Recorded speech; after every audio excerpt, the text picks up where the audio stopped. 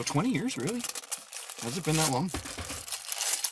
Technically, I shot my first scene 22 years ago. 22, wow. I'm coming up on 25. Oh, that does look amazing. This is the best. Wow. I can't even. Wow. And you and I are now christening the car because I have not eaten in it or let anybody bring food into it before this moment. Woo! So here's hoping we don't spill shit everywhere. And it's piping hot too. I'm gonna burn my face off, and I don't even care. I'm gonna steal one of those. Kiki reaches in your lap. You just let her take it. Whatever you want, that's fine. You take it. I love it when men tell me that. Darling, whatever you want, you take it. Okay, honey, I will. You too, bud. Oh. Oh my God, look at how good this looks. Oh. Mmm. Oh, dear God. Mmm. Way the hell off diet, but I cannot bring myself to feel bad about it. Me too. Oh, it's so good. I'm gonna be like Samuel L. Jackson for a minute. That is a tasty burger. For those of us old enough to remember that from outside the memes and gifs and shit. That was a movie, really? Mm. Wow, that's really good. It stuck to my face. We'll let it out the parts with like burgers stuck to our teeth later. Well, it's nice to see you. I miss hanging out with you. It's really good to see you too. You know, when you're talking about this conference that you're involved with, I'm so excited for you. That's so awesome.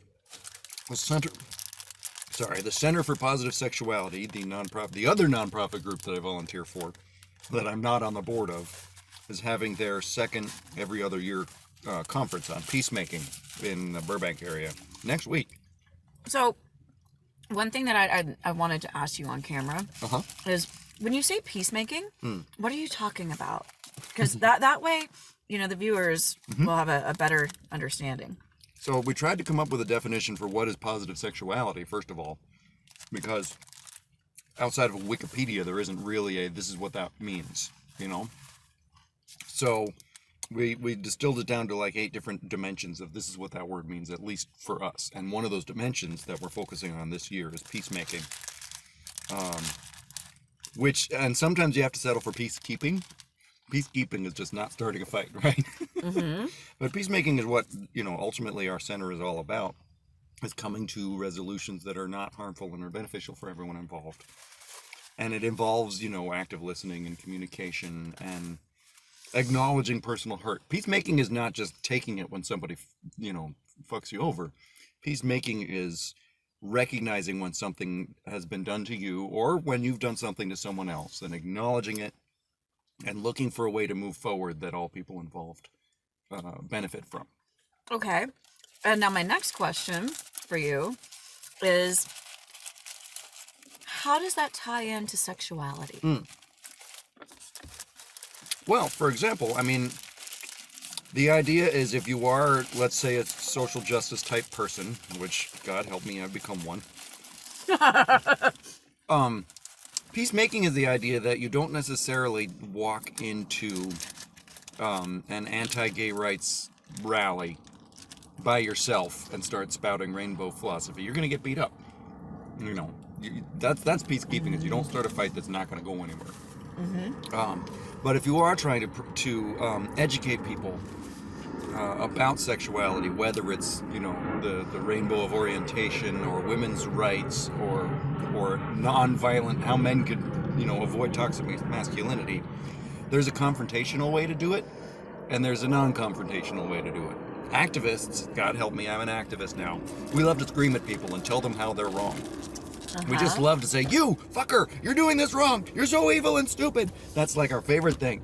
But it really doesn't work. Even if that person's wrong, you're still an ass. So peacemaking is making your point without making an enemy.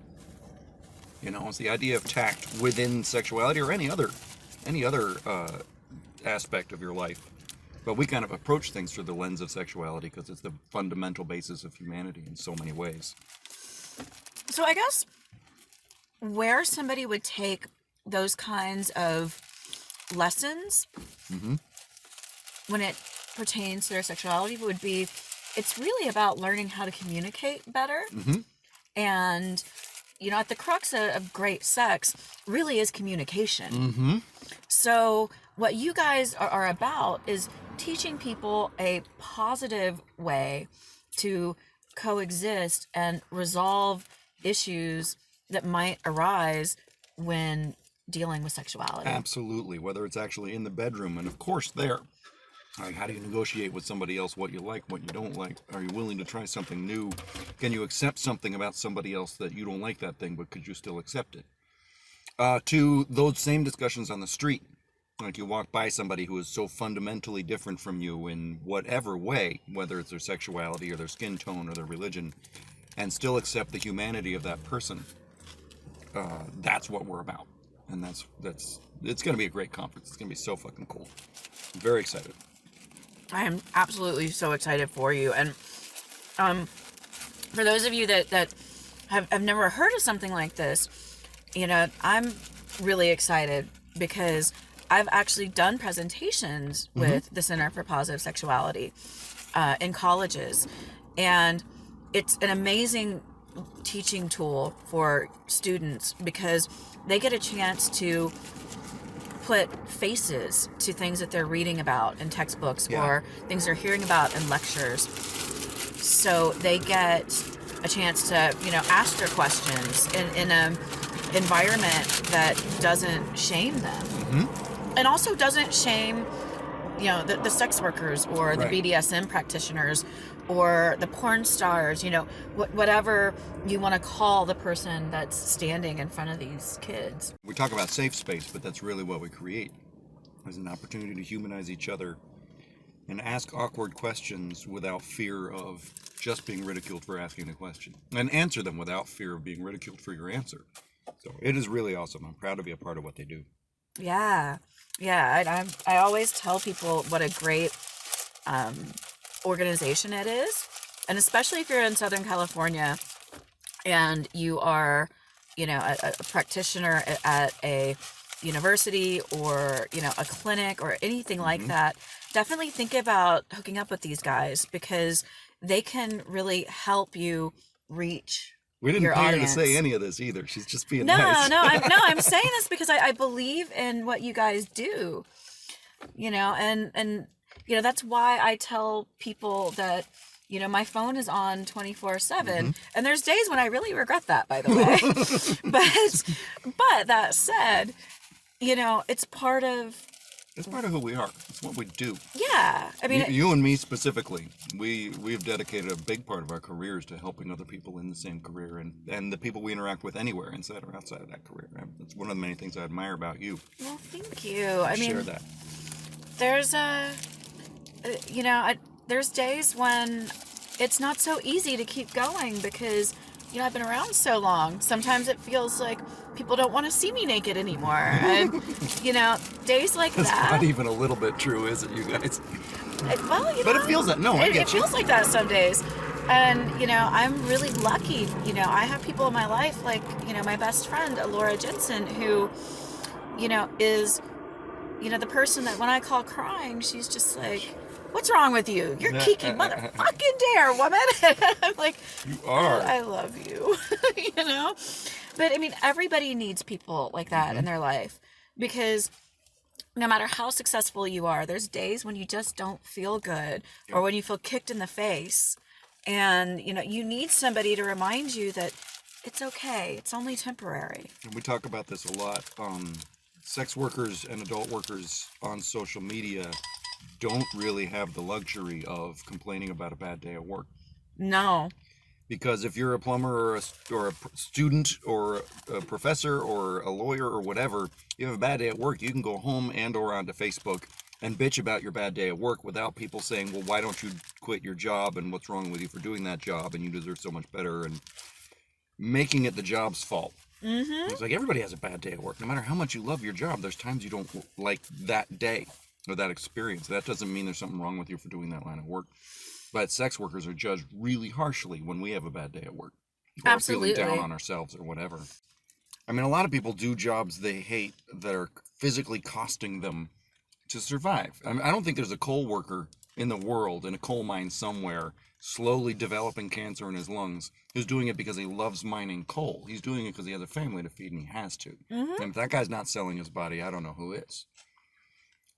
And there's nothing dishonorable about doing what you have to do to survive, regardless of whether it's legal or socially appropriate. Well, companionship is legal. There's absolutely nothing illegal about it. There's always going to be, there's always a loophole. I mean, whatever law you want to create, we'll find a way around it. We're not going nowhere. But I think it's worthy of note that even if you don't necessarily choose this job and feel like you can't do anything better to support yourself, that could be said of an awful lot of office workers and secretaries and plumbers and mechanics. I mean, some mechanics get into it because they love the car. My mechanic, you should meet this guy. He's a hoot. I bet. But there's a lot of mechanics that just their father was a mechanic and there was no way to go to college or whatever else, so he's a mechanic. And he might be a damn good one. And he might not be making a killing, but he's at least good at something. And there's no loss of pride in that. And sex work could be looked at the same way. Even if you feel like it was your only choice, that doesn't rob you of your humanity in doing it. Ah, that was a good burger. God, that was so good. Oh, that was good. All right. I'm going to throw some gas in this poor thirsty beast. And then we can wrap this up. Yeah, sure. Oh, good Lord, that was good. Right? Hell of a burger. See, that's what happens when people know it's the right stuff to go. Life's too short for crappy hamburgers.